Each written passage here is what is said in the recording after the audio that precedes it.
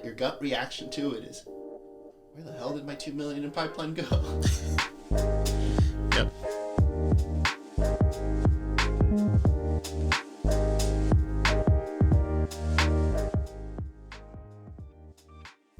Welcome to the Lean Scale podcast, where we talk about everything RevOps. Thank you for listening.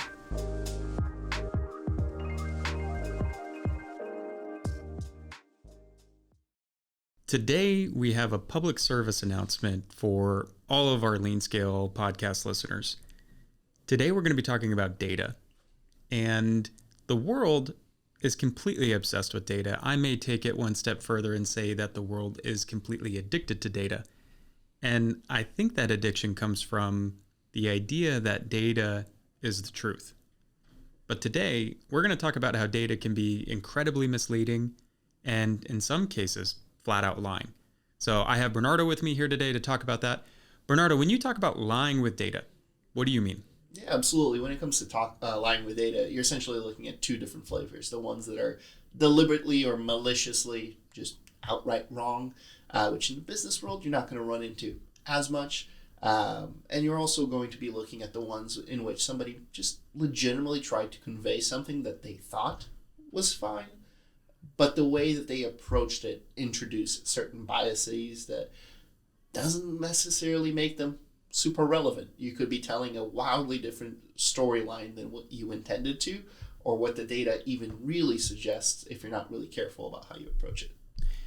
Yeah, and I think I've run into this quite a few times where you're looking at a data set, you're looking at a visualization of something, and automatically it drives some emotion and you start to create some conclusion, but that might not be the full picture. So I know today you've brought some examples. I think this is going to be a fun one because we're going to get to go through some examples of how data can be misleading, categorize a few ways and a few things to look out for while you're looking at data, and just find some practical examples of what you should do about it. Yeah, absolutely. And you haven't seen the data set yet, so this will be fresh to you. It is a surprise. and if you're the listener, take a look at the data. I would highly recommend listening to this one on LinkedIn rather than Spotify because there is a visual component to it. But let's just go through some examples. Yeah, what are you starting off with today? I wanted to start off a little bit, lighthearted because this doesn't just apply to business. This can apply everywhere. So we'll go with something that's not polarizing at all. Sports, right? Who's the better quarterback? I present you a little bit of data here. We have two quarterbacks. This was from the same game. This is real data. First one threw for 6 touchdowns, 469 yards. He completed 36 out of 50 attempts with a 90.6 QBR rating. And the other only threw 3 touchdowns, 318 yards, 21 for 29, 79.8 QBR rating. Who's the better quarterback? Well, just looking at the data, I'd say quarterback one. Yeah, absolutely right. That's the natural inclination. But let's open up and review a little bit more data here. What if I told you that quarterback one got sacked one time, had 8 pressures, where QB2 did not, and he committed 2 turnovers to 1? Does that change your perception at all? Maybe it makes it a little bit more even with the turnovers thrown in. Okay, let's keep going. What if I told you that QB2 rushed for 120 yards and also scored a touchdown? Okay, starting to maybe at least even at this point. Okay. Well, let's not stop at that. So if you didn't do the math really quickly, you're looking at 6 touchdowns to 4, 474 to 437 total yards. So getting closer, right? What if I told you that the possession minutes weren't exactly even? Quarterback 1 had a lot more plays than quarterback 2. Yep. And I feel like it's important to note that, somebody won this game. Yeah, no, a completely different picture as you keep going through. Yeah, and, lastly, I'll put names to them. You probably have a bias if you watch football at all on who you think is better between these two. And at the end of the day, this is just one sample size, right? Season is many more games than just one. So it's really hard to just look at this one set of data and say, this is decisively who's better. But intuitively, when you first looked at that data set, you probably thought QB1 smokes QB2, right? So Yeah, and I think that's something. This is a fun example, but I think in the business world, you see this all the time where you cherry pick data points that really just support the claim you're trying to make, and then you leave out information that might go against the claim you're trying to make. So, yeah, definitely seen this one before. Yeah, absolutely. So, fun out of the way. Let's get into business. First one, I wanted to open up with one that I lovingly call a chart crime. And a chart crime is basically something that's designed in a way to evoke a certain emotion. And this one tends to be fairly malicious. If you're committing chart crimes, it's usually deliberate. So we can take a look at this one, and if your gut reaction wasn't, whoa, we have something wrong with our sales price here, there's a couple of things to consider on here. So let me take a look at this one. So Yeah. this is y-axis average sales price, and then x-axis over time. So we're looking at a course of 3 months. To me, initial gut reaction looks, oh no, average sales price is dramatically decreasing over the course of 3 months. Yeah, absolutely. And you'd be wrong. So let's open up our secondary data point. This is what the actual data looks like. So first, we need to pick a pretty small period of time when the overall trend looks to be fairly healthy. But most importantly, our y-axis is all out of whack. It starts at 157 on the bottom end, and it goes to 162K at the top. So we're really looking at a microscopic portion of the data set. It doesn't give the proper sense of scale. And oftentimes people are going to run into these kind of things if they're wanting to highlight a specific thing. And it can come off with a completely different sentiment than if you were to look at that chart on the right and go, yeah, that looks pretty good. Could it be better? Probably, but it's trending up. I think what's interesting about this one too, and I don't know if you're meaning to highlight this, but so you opened up the time series to go back further than just the 3 month window. And if you look at the trend line, it's actually positive. Yeah, absolutely. So you could show up to the board meeting with chart on the left and say, Q4 sucked.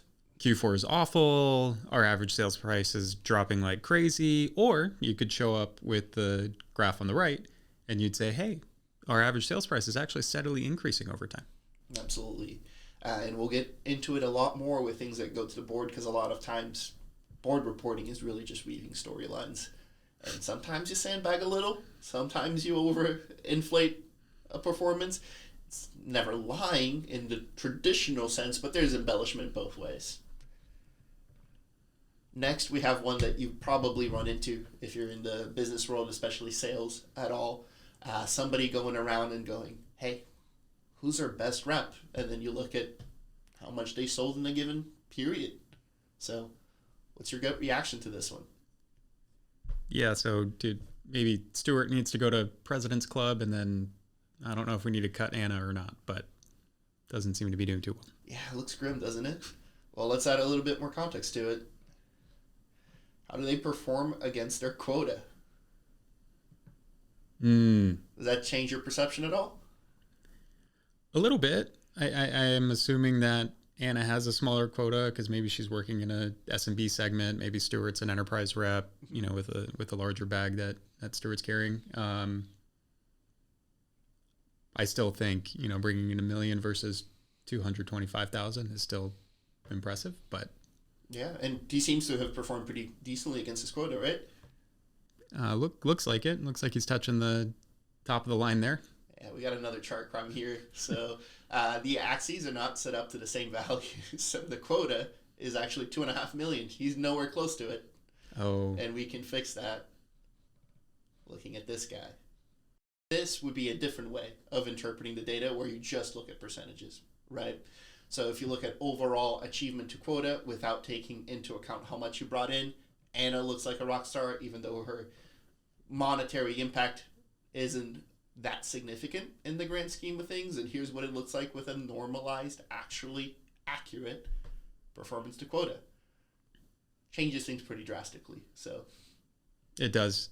And I know I don't think you have this in this one, but we don't know the context of Stuart's territory. Why is his quota 2.5 million? Did he walk in with a $10 million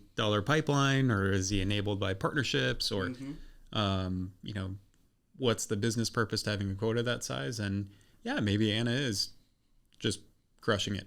Yeah, absolutely. Ultimately, for the trend for all of these is we probably don't have enough answer to or context to answer any of these. Going on to a little bit more of missing context. Pipeline. This is total open pipeline between April and May.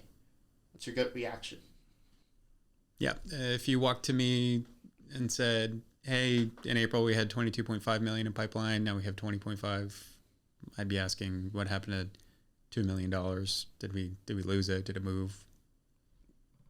Yeah, those are the right questions. So here's how it breaks down. It's actually a pretty positive trend. You might think that, oh, we went down 2 million. I'm a little bit worried about that. We had a fantastic close one performance. We closed 2.5 million. That's more than 10% of the pipeline that was open. It's a good reason for pipeline to go down. Yeah, and it's not something people consider, right? The more you win, the less pipeline you have open. Tends to work that way. So close lost, we only close lost 1 million. We replaced more than we close lost, and the things that were in pipeline grew at a rate faster than they decreased. Overall, I think this would be a fantastic month for most businesses, but your gut reaction to it is, where the hell did my 2 million in pipeline go? Yep. And then lastly, just tying it all back together and bringing in that business context that you talked about. Here we have what some might look at and go, this is a pretty good chart. Personally, I love waterfall charts, and I feel like they tell a lot of the story. You might look at this chart and feel like you understand what's going on in the business. Out of the ones that we've had so far, this is far and away the best example of something that's well structured. Yeah, so if I'm looking at this, is that previous quarter sales? That is quarter sales, yeah. Okay, so North America did 250K less than what they did, and EMEA did 175K more. Okay. Yeah, I mean, my gut is just taking a look at the green ones and saying EMEA and APAC are doing better, and then the other ones struggled this quarter compared to last. Yeah. One of the things that we're missing in waterfall charts, while fantastic, do have this issue, is relative length or size. So without being able to know what that previous benchmark was, it's hard to tell what the real story is. So APAC's a really small region. They didn't close a lot last year or last quarter. But most importantly, business context, right? So if I were to come in here and highlight that North America had a really, really good previous quarter where they had an anomalous booking, if we discount that, this would have been their historical high. It would change your opinion about it. If I told you that partnerships had a deal that they were going to close through channel and that they gave it to EMEA direct, it changes how you perceive their relative performance. If I told you that we stopped working out of it, LATAM, and it's just not a region, you're not so worried about going down 75K anymore, right? And you can keep layering these on and on and on. Seasonality, right? There are so many ways to layer more context into the data that if you don't know anything and you're just looking at the data itself, you're going to unintentionally draw the wrong conclusion, or if you're the one presenting it, lie about it. So that's when it comes down to lying with data. It's just a matter of ethically and doing your due diligence, paint a storyline that makes sense, because human beings are prone to jumping to conclusions. And if you don't weave something that is truly what's in there, you're going to lead somebody astray. Data is objective. As soon as you put an eye on it, you're looking at a bias. No, I think that's good. I don't think anybody thinks about it that clearly. So, Bernardo, this was a ton of fun. So what I learned, hey, look out for cherry picking data. So make sure you have a better holistic view. Take a look at the axes. Are they aligned to the visualization and what you're expecting to see? Take a look at the time series that you're looking at. And then most importantly, take a look at the context. Within the data that you're presenting, what are we trying to tie back to actual business outcomes, actual operating plans that are out in the field right now? What's actually happening that this data is trying to describe, and how is it supporting the story that you're trying to tell? So, Bernardo, thanks again. Appreciate it. Think we'll refresh this one. And for those listening, thank you. Awesome. Thank you, guys.